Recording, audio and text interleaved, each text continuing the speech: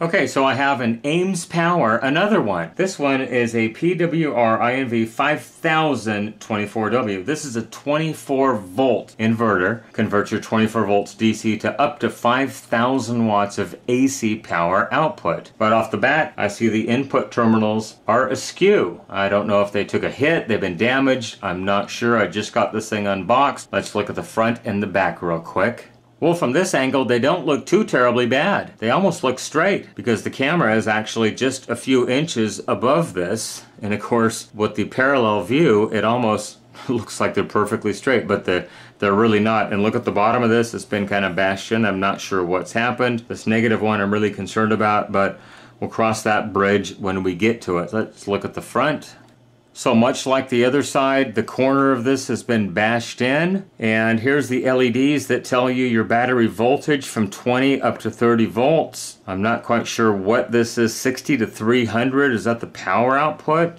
Maybe 600 to 3,000 watts. I'm not quite sure. Overtemp and overload indicators on here and a power on-off switch. So it's missing a couple of screws. Looks like it's been open in the past. Before I even hook this unit up, I want to go ahead and get it open and just take a look at the inside of this unit. As I recall from the last one, there were 16 individual inverters, and each one had a separate DC input fuse. On the last one, it was a 48 volt inverter, and they had 10 amp fuses per inverter block. So let's get this opened up. We'll take a quick peek inside and see what it looks like. So right off the bat, I've got this thing open and I see this. The screw is absolutely loose. It's the wrong screw to even have in here. Somebody's been in here, they've marked it with red and black, and then over here they've marked it with the blue and the brown. And these are all very loose screws. So I'm going to go ahead and disconnect those because this wire is actually holding the unit from flipping completely open. So as you can see, I cannot even fold this down until I completely remove this lead, the red lead right here. The screw is definitely very chowdered up. Let's see if I can get it out, if it's going to cooperate. And may have to find some replacement screws. These are supposed to be, I think, 4mm machine thread screws. Okay, so there is the inside of the inverter, virtually the same as the last one. 16 individual discrete inverters, all combining as one to make this 5,000 watt powerhouse work. So this one has 30 amp fuses for each separate inverter. The last one had 10 amp fuses, the red blade fuses. So I'm going to go ahead and check all these fuses, see if any of them are blown, as well as on this side. Kind of hard to see where they are. There's so much wiring, but there are 8 individual fuses per each bank of inverters. 8 on this side, 8 on this side. Okay, so just doing a quick ohm meter check on the two halves where they come together here. If I do an ohm check here, I see 13 ohms. And if I do a check on this side, I get open. So that's definitely a problem. We shouldn't have 13 ohms. So I suspect we may have a bad rectifying diode. There are 4 diodes per inverter block. So I'm going to go ahead and look at these diodes very carefully. Oh, wait a minute. What do I see here? Okay, so right off the bat, I see evidence of arcing right here on this diode. It's the last diode in the series before it leaves the edge of the circuit board. So that's not good. So that means I'm going to have to pull this complete inverter block out of the unit and just do a quick visual inspection of the board, especially around this diode right down here. So that means I got to pull all the screws out of all of these FETs right here on both sides of the big heat sink, as well as these FETs up here. Okay, so right off the bat, there are 4 TO220 power transistors over here, and there's the third one. It's pretty chowdered up. This thing is not a virgin. So Not looking good. Not sure what's going on there. We'll have to pull it out and test it to see if it's actually any good. But let's go ahead and get over to that diode that had the arc marks on it.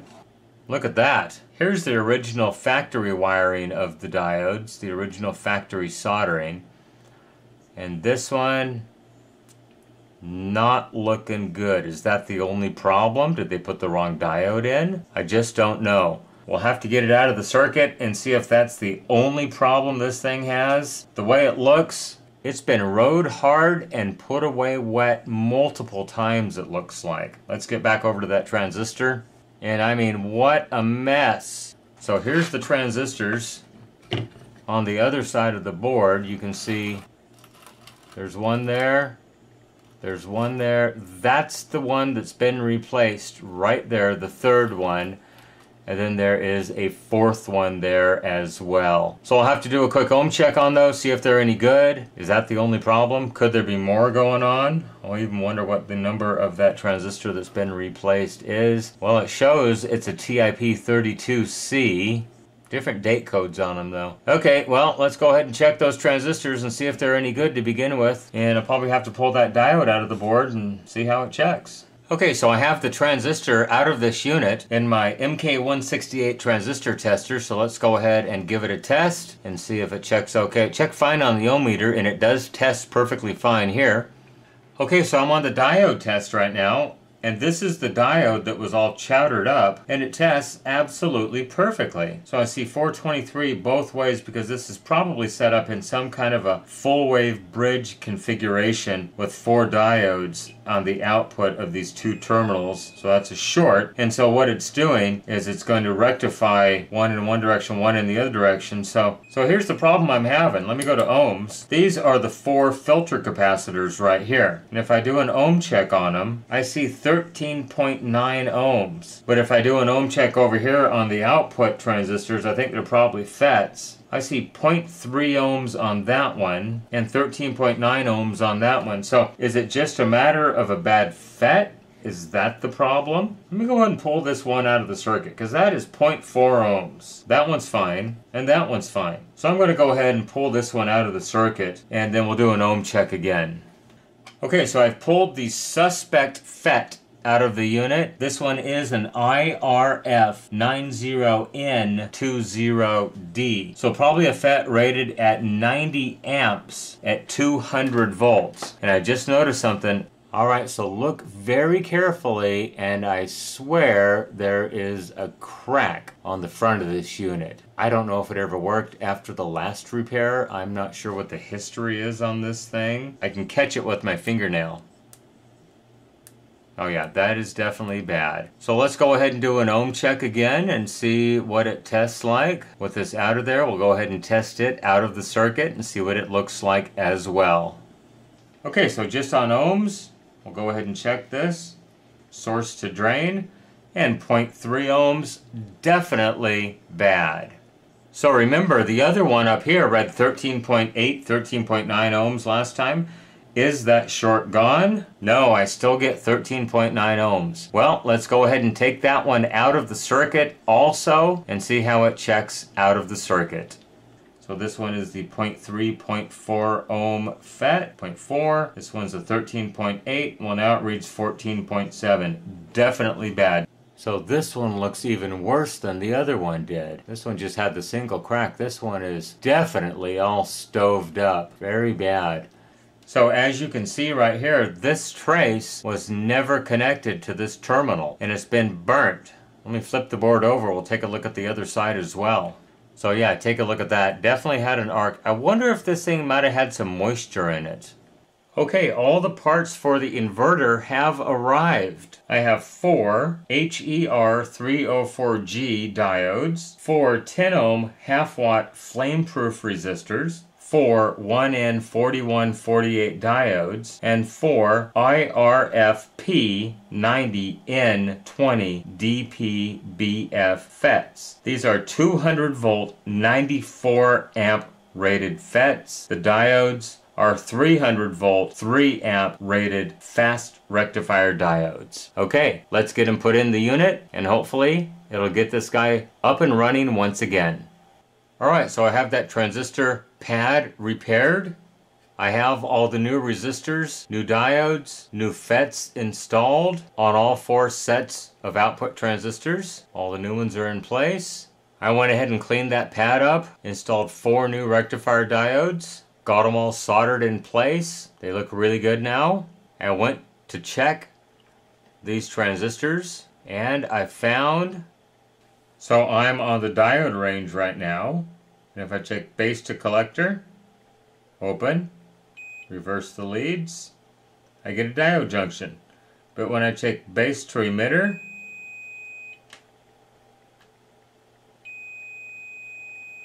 bad.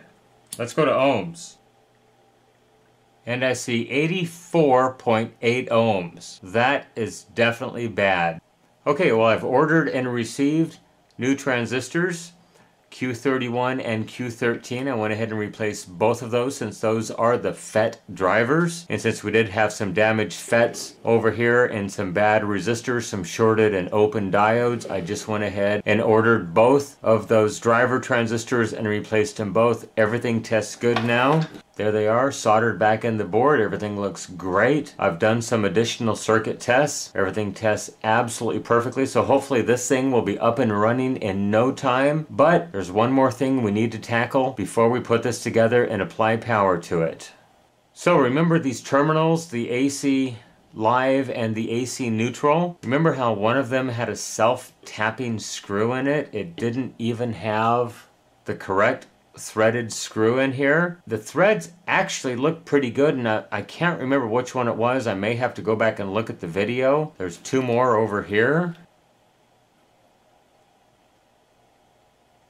This one looks the most boogered up of all of them. I don't know, the threads are kind of wide on that one. So here's the deal. I've got 3 of the 4 original metric screws, and they're like a 3.5 millimeter screw that goes in here. So what I'm thinking of doing is going ahead and drilling this out and retapping it to a US 832, a number 8 screw, 32 threads per inch, and just go ahead and use that as one of the 4 screws. So I'm going to go ahead and thread the one good screw that I have back in here and see if any of these 4 give me resistance, and then I'll know which one the bad one was. Worst case scenario, I'm going to go ahead and pull up the original video I shot and we'll take a look in here. Let me tip this up the other way and see if we see anything. Yeah, actually this one looks the worst of all of them. I don't know, it's really hard to tell.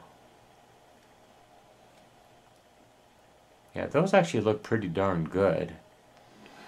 So I'm going to go ahead and thread one of the metric screws back into it, and we'll see what it does.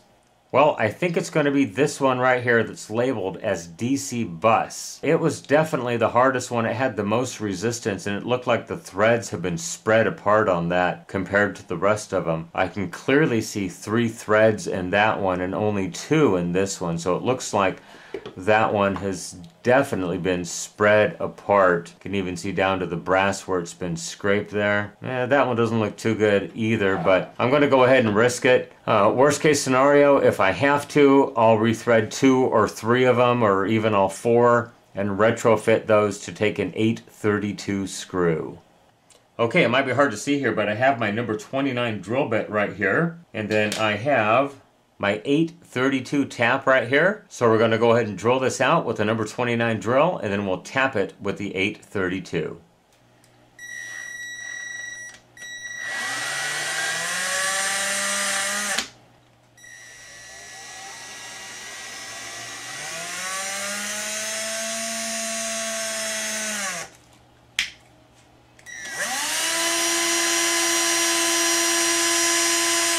Okay, there it is, all soldered back into place. And once again from the top. Okay, so while I got all the parts replaced on the circuit board, I fired this unit up and it went into immediate overload protection. And, you know, this inverter has 2 halves. And I just assumed, my mistake, that the other half was okay. But look at this. There's definitely been arcing on the circuit board in between those traces. There's been moisture in here. It's been wet. No wonder I'm having such a trouble fixing this thing. Look at all that corrosion. It's all over the place. Alright, so here's a little bit zoomed out view so you can get a more overall perspective as to what's going on in this thing. These are 4 transformers, and the other 4 are down here on this side. There's been arcing, and keep in mind, I cleaned this off with a paintbrush. I just brushed off all the dirt and the dust. It was extremely filthy in here. Let me show you the inside of the heatsink. So here's the inside of the heatsink. You notice anything out of the ordinary? Maybe some water drips? So yeah, this thing has had some water intrusion. So I'm going to go ahead and clean up the circuit board as best I can, try to get rid of that carbon tracking. Let's go ahead and try to clean up the circuit board. I've already invested way more time in this thing than I had originally estimated. I'm just trying to get it going for the guy. Hopefully that's all it is. And clean that up, get this thing working once again. Alright, well, I was checking the FETs down here. And I get a short here. Oh my gosh. 0.4 ohms source to drain. That's going to be a problem. Alright, well, unfortunately I had to recycle one of the FETs from the other side of the board because I don't have any more of these. I only ordered 4 for this customer because I thought that's all it was going to take. But this customer would really like this thing back. So I think it's going to be okay. I'm going to try to pair them up as best I can. I went ahead and measured their gain and their bias voltage. So I'm going to go ahead and get them installed in the unit, and hopefully that's it. I checked all the driver transistors for the DC power supply as well as the AC power supply. They all checked perfectly on this side. Remember, on the other side we had a bad driver transistor. So hopefully this thing will be up and running momentarily. Okay, well, I've got all the corrosion cleaned off the board. It looks absolutely perfect right now. Looks like it's brand spanking new. And I went ahead and tested and replaced those FETs right up in here, all 4 of those, so they're all good. All the 10 ohm resistors and all the 1N4148 diodes tested absolutely perfectly on this side. Once again, I went ahead and checked all of these transistors right here, the drivers and pre-drivers. They all test perfectly fine. There's 4 drivers right here that drive these series of FETs all the way down here. They all test perfectly fine. And then there's 4 more driver transistors right here that drive this series of FETs on this bank. They all test perfectly fine, the drivers and the FETs as well. So I think we're ready to put it back together and give it a final try. If this doesn't work, then it's going to be another successful failure, unfortunately. Okay, so it's kind of loosely assembled right now, and I have a LED bulb plugged into it right here. And so let's go ahead and switch it on. I have a voltmeter connected to the AC output as well. Look at that, 121 volts output. And so it's drawing 400 milliamps right now. I have my little 0 to 30 volt 10 amp power supply connected to it, and it's drawing, like I said, about 400 milliamps at 26 volts. I'm giving it 26 volts input right now. Now, unfortunately, I don't really have another battery solution that will let me load this thing up to the full 5,000 watts. I've got a hot glue gun right here that I use to repair items. Let's go ahead and plug that in as well. Man, it really affects the LED bulb. My voltage is still 120 volts. And we got 60.9 hertz, which is almost absolutely perfect. And the hot glue gun is warming up at this point. We're drawing 2.78 amps. So the hot glue gun and the solder sucker, what's it do? 8.2 amps going into it, and I've still got 119 volts coming out. I've still got 26 volts going into it at over 8 amps right now. So I'm going to say we have a successful repair. I'm sure this customer is going to be extremely excited to get this unit back. It's actually been down for probably a couple of months at this point right now, because I've had to order part after part after part to get this thing going. So I think he's going to be extremely happy to get this unit back once again. Anyhow, I'll do one final test once I get it all put back together. Alright, well, here's all the parts that got replaced. It's up and running. Very happy about this. Let's give it a final test. Okay, it's all back together. So we'll turn the power on. Hard to see, but there's a battery light down in here telling me I have 26 volts because that's what I have my power supply set to. The LED light is lit. Everything's good. There it is, the Ames DC to AC power inverter. It's up and running, ready to go back to my customer. He's going to be so happy. So remember, we repaired these connectors on the back, straightened them out, added a bunch of hot glue. Hopefully they'll stay good for a while. Straightened out the bottom plate down here. It was all bent up. This one is bent up as well. And so I went ahead and labeled a couple of these plugs because they've just been worn out. And so I suggested to my customer that he actually wire to these 3 terminals to just a separate, maybe a handy box or a 4-square, and put a single duplex or a double duplex receptacle out there and not use these plugs. Especially these 2. They're just worn out beyond belief. Anyhow, that's it. The Ames Power DC to AC converter is up and running once again. So glad. Once again, at this point, I want to give a sincere thank you to those who have supported my channel with a donation via PayPal or by having me repair your unit. If you enjoyed this video, please consider subscribing to my channel and liking this video. It really does help my channel grow. Remember, you can follow me on social media, Facebook, Instagram, Twitter, at NorCal715. You can email me norcal715videos@gmail.com. Go ahead, leave me a question, a comment, a concern down below. I try to read all the comments and respond when I have time. Remember, with your help, we can keep these things out of the landfill, out of the recycle bin, and out of the e-waste facility. Once again, I want to thank everyone for watching this video. I really do appreciate it. Everyone, have a great day. Bye-bye.